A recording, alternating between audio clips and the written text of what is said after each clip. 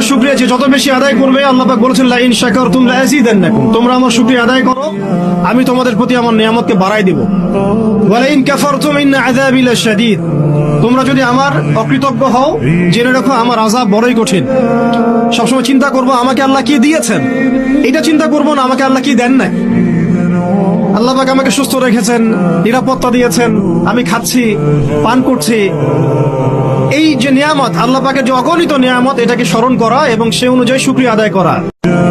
আল্লাহ পাকের শুকরিয়া যে যত বেশি আদায় করবে, আল্লাহ পাক বলেছেন লা ইন শাকারতুম লা আযীদান্নাকুম, তোমরা আমার শুকরিয়া আদায় করো, আমি তোমাদের প্রতি আমার নিয়ামতকে বাড়াই দেব।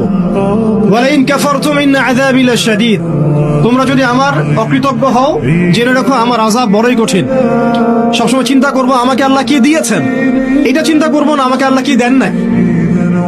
আল্লাহ পাক আমাকে সুস্থ রেখেছেন, নিরাপত্তা দিয়েছেন, আমি খাচ্ছি, পান করছি। এই যে নিয়ামত, আল্লাহ পাকের যে অগণিত নিয়ামত, এটাকে স্মরণ করা এবং সে অনুযায়ী শুকরিয়া আদায় করা।